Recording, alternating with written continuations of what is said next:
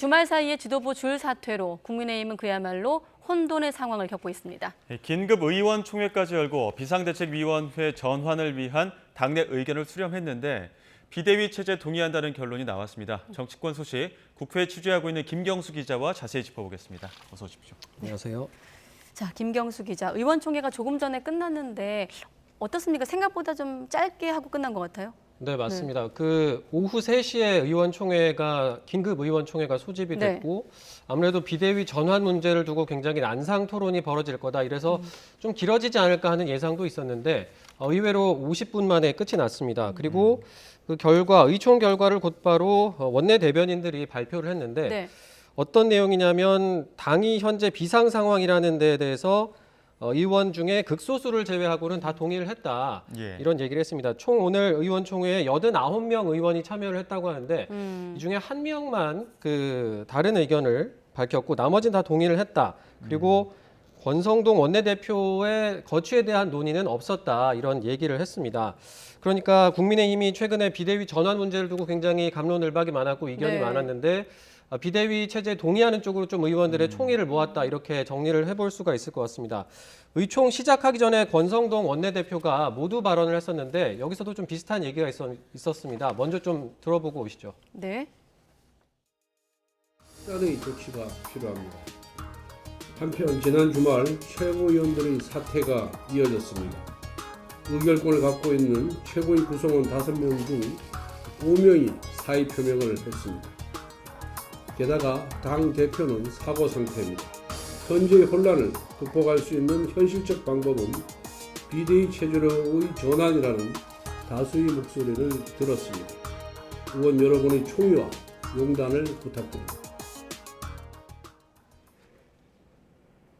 네, 그러니까 당이 비상 상황이라서 비대위가 필요하다 이런 얘기를 지금 권성동 원내대표가 한 건데 이와 관련해서도 의원총회에서 이제 의원들의 동의도 받았다 이렇게 상황을 정리를 할 수가 있겠습니다. 의총 전에도 이 권성동 원내대표는 뭐 초선, 재선 또 3선 이상 중진 의원들의 간담회를 가지면서 또 의견도 모았는데 이때도 역시 이 혼란을 극복할 현실적 방법이 비대위로 체제를 바꾸는 거다 이런 동의가 있었다는 얘기가 나오고 있습니다. 네, 앞서 의총 끝나고 속보전할 때 상임 전국위에서 당원 당규를 해석하고 비대위원장 선출을 논의할 거라고 했는데 어떤 기구인지 잠깐 소개해 줄 수 있을까요? 네, 지금 그 전국위원회랑 상임 전국위원회 얘기가 나오고 있는데 둘 다 이제 당무를 의결하기 위한 당내 기구 중에 하나고요. 상임 전국위는 100인 안쪽으로 위원이 정해지고 전국위원회 같은 경우는 1000명 안쪽으로 위원이 정해집니다. 여기에 뭐 당직자, 국회의원, 지역구를 책임지는 뭐 당협위원장 등 많이 포함될 수가 있고요. 보통 이제 최고위에서 어떤 안건을 의결해서 특히 이렇게 뭐 비대위 체제 전환이라든지 이런 거를 최고위가 전국위로 안건을 올리면 전국에서 최종 의결을 하게 되고요. 비대위원장도 전국위 의결을 거쳐서 그다음에 이제 당대표라든지 당대표 권한대행이 임명을 하게 되는데 일단 현재로서는 지금 앞으로 이제 얘기를 나누겠습니다만 당원 당규 지금 해석을 놓고 이견이 많은 상황입니다. 근데 당원 당규를 보면 이 해석의 여지가 있는 당원 당규에서 유권 해석 최종 권한이 상임 전국위에 있다고 이렇게 나오고 있거든요. 그렇군요. 그래서 앞으로 이 상임 전국위가 어떤 해석을 내리느냐 이 부분도 좀 지켜봐야 될 것 같습니다. 지금 뭐 주말 사이에 그야말로 국민의힘 혼란이 이어졌습니다. 지도부 줄사퇴 의사, 뭐 배현진 의원부터 시작을 해서 조수진 의원까지 해서 계속 줄사퇴 의사를 밝혔는데 지금까지의 상황을 좀 정리를 해볼까요? 네, 그 주말 사이에 굉장히 많은 일들이 있었죠. 말씀하신 것처럼 배현진 의원부터 해서 조수진 의원, 윤영석 의원까지 최고위원들이 줄 사퇴를 했고요. 특히 조수진 최고위원 같은 경우에는 사퇴 기자회견을 하면서 이른바 윤핵관으로 불리는 선배들이 이 선으로 물러나야 된다 이런 얘기를 하기도 했습니다. 잠시 그 내용 들어보고 오겠습니다. 당은 물론 대통령실과 정부의 전면적 쇄신이 필요합니다.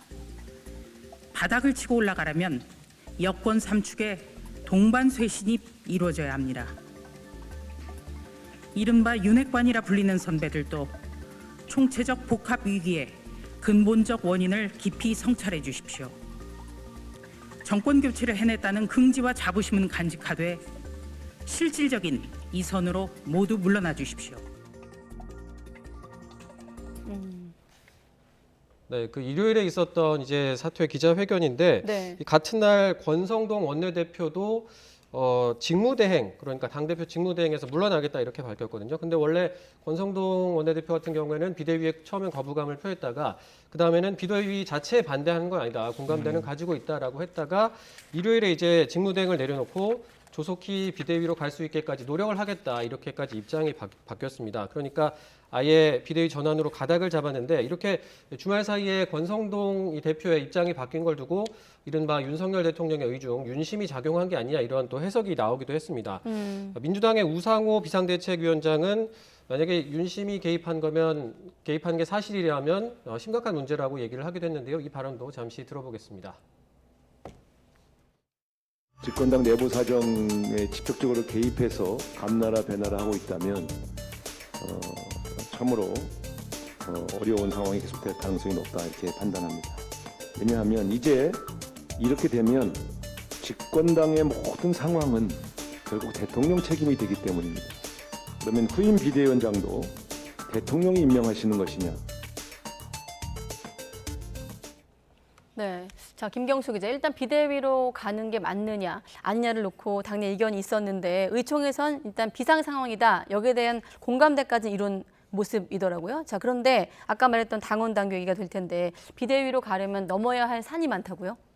네, 그 당원 당규에 보면 그 비상대책위를 꾸릴 수 있는 요건이 지금 네. 화면에 나오는 것처럼 당대표가 권위, 그러니까 복귀할 가능성이 없이 사퇴를 하거나 제명되는 경우 그리고 이 최고위원회 기능 상실이라는 표현이 있습니다. 이게 최고위원회가 의결을 할 수 있는 기능을 갖추지 못했을 경우에 비상대책위원회를 꾸릴 수 있다 이런 규정이 있거든요. 그래서 지금 보시면 국민의힘 지금 이준석 대표 같은 경우에는 앞서서 국민의힘에서 전체적으로 의원총회를 열어서 지금 당대표 권위는 아니다. 당원권 정지 징계를 받은 이준석 대표는 사고 사고라 상태지 그랬죠. 네, 예. 권위가 아니기 때문에 이 앞에 있는 조건에 해당이 되지가 않고 그러면 최고위원회 기능이 상실이 되면 비대위를 꾸릴 수 있는 게 아니냐 이렇게 얘기가 나왔었습니다. 네. 그런데 이 최고위 기능 상실을 두고도 최고위원 전부가 사퇴를 해야 하느냐 아니면 의결 정족수를 구성할 수가 없는 과반 위원이 사퇴를 하는 경우가 여기 그 최고위원회 기능 상실에 해당하느냐 이런 걸 두고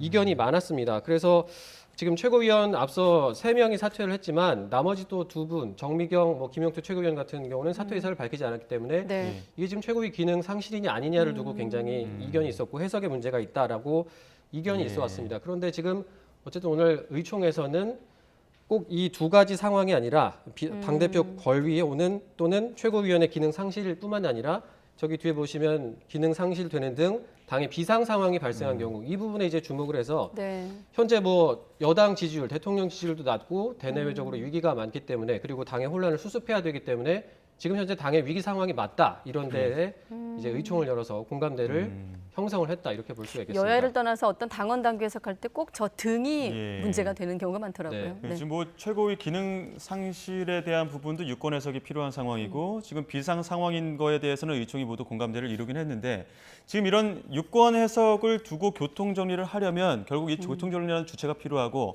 앞서 얘기했던 것처럼 결국에는 또 상임 전국이 어떤 해석이 필요한 상황 아니겠습니까? 네, 맞습니다. 지금 의총에서 이렇게 어쨌든 의원들의 총의가 모아졌기 때문에 네. 그러면 이제 마지막으로 최종적으로 유권 해석을 상임 전국위에서 해야 할 것으로 보이는데 그런데 문제는 지금 앞서 지금 전국위원장이 서병수 의원이거든요. 네. 서병수 의원 같은 경우에는 앞서서 이 비대위를 갈 명분과 당원 당규상의 근거가 없다 이런 입장을 밝혔었습니다. 그 최고위원 사퇴로 인해서 최고위가 기능을 상실한다 이 부분도 당원 당규에 보면 30일 안에 전국위를 열어서 최고위원을 다시 뽑으면 되는데 이걸 최고위 기능 상실로 볼 수 있느냐.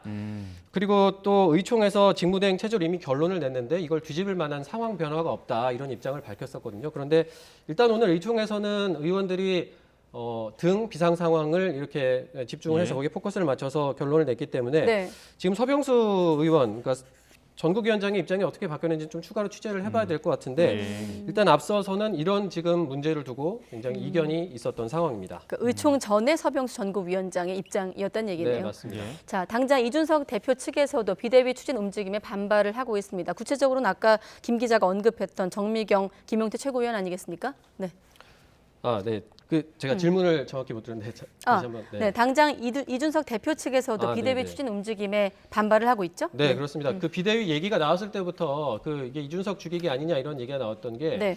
비대위 체제로 가게 되면 아무래도 다음 전당대회를 준비를 할 수가 있고 또 비상대책위원장이 당대표 역할을 하기 때문에 네. 이준석 대표가 이제 원래는 당원권 정지 6개월이 끝나면 복귀하는 시나리오가 유력하게 점쳐졌었는데 비대위를 꾸려버리면 이준석 대표가 복귀할 길이 막히는 셈이 됩니다. 그렇기 때문에 이준석 대표도 일단 오늘은 이렇게 고민 많을 때는 뭐 당원 가입을 하면 된다라는 글을 올렸고 어제는 이렇게 영화 반지의 제왕에 나오는 좀 탐욕적인 캐릭터인 골룸, 네. 골룸과 나즈구를 언급을 하면서 그 저자들이 당권 탐욕에 정신을 못 차리고 있다 이런 좀 비판 글을 올리기도 했었습니다.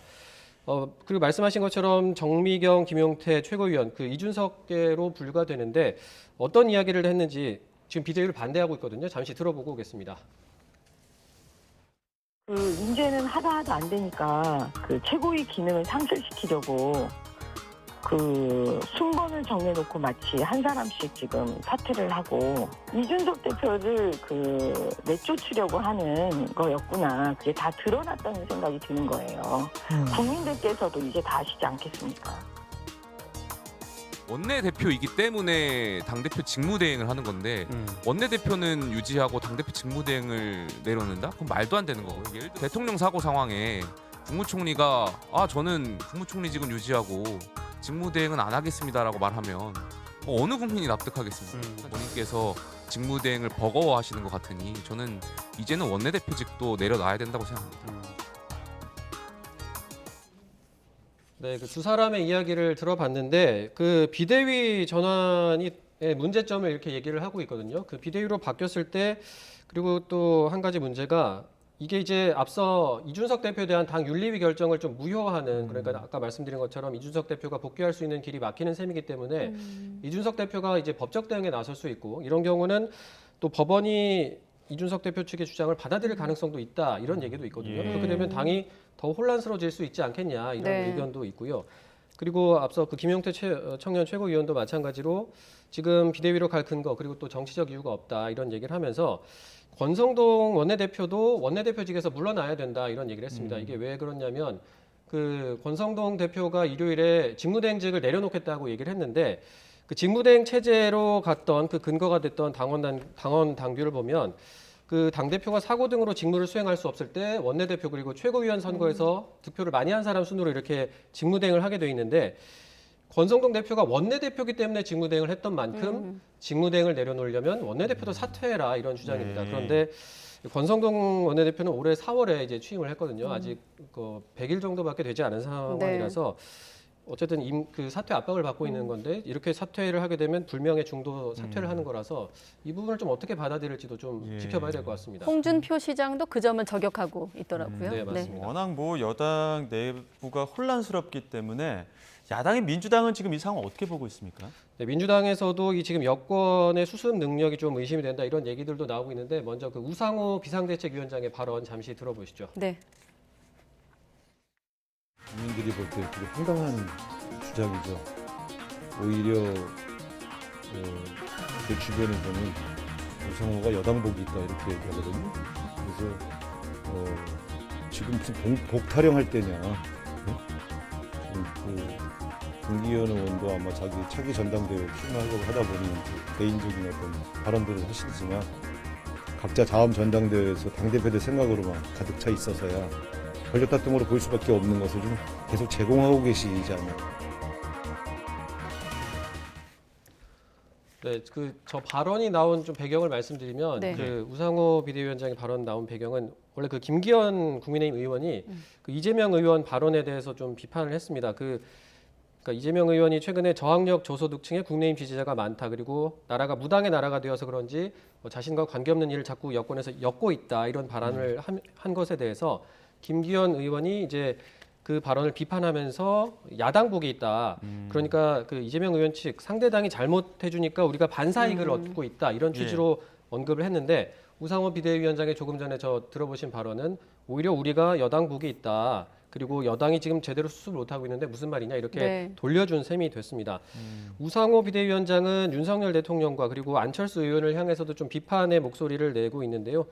지금 이렇게 당내 상황이 복잡한데 한가하게 휴가나 가고 있냐 이렇게 비판을 하고 있습니다. 예. 이와 관련해서 안철수 의원은 그 미국에 이제 딸인 안설이 박사를 만나러 간 것으로 알려졌는데 이게 뭐 도피성 휴가가 아니라 그 한 달 전부터 예정이 됐던 거고 국내와 소통을 하면서 이렇게 대안을 마련 중이다라면서 반박을 하기도 했습니다. 네. 예. 우리도 국회복 좀 있었으면 좋겠네요. 야당복, 여당복 떠나서. 자, 그러면 다시 국민의힘 내부 상황 잠깐 정리해 보면 의총까지 마무리된 상황이거든요. 좀 어떻게 될지 짧게 한번 전망해 본다면요. 네. 네, 지금 일단 어쨌든 그 당 안에서 의견을 모았지만 이견이 완전히 사그라졌을지 그리고 앞으로 앞서 말씀드린 것처럼 이준석 대표의 또 법정 대응 문제라든지 이런 우려에 대해서 좀 이런 사법 리스크에 대해서 또 이견이 나올 수도 있고 그리고 또 비대위를 만약에 가게 되더라도 중요한 게 누가 비대위원장을 하느냐 그리고 비대위 시기를 언제까지로 할 것이냐 그리고 비대위의 성격을 다음 전당대회를 위한 관리형으로 갈 거냐 아니면 좀 당을 바꿔보기 위한 혁신형으로 갈 것이냐 그렇죠. 이런 부분을 예. 두고 여러 가지 의견이 나올 수 있습니다. 그리고 특히나 차기 당권 주자들 같은 경우에는 자신의 이해관계에 따라서 여러 가지 목소리가 나올 수 있어서 역시 좀 당내 분란은 계속될 가능성이 높은데 이번 주 상황을 좀 지켜봐야 될 것 같습니다. 예.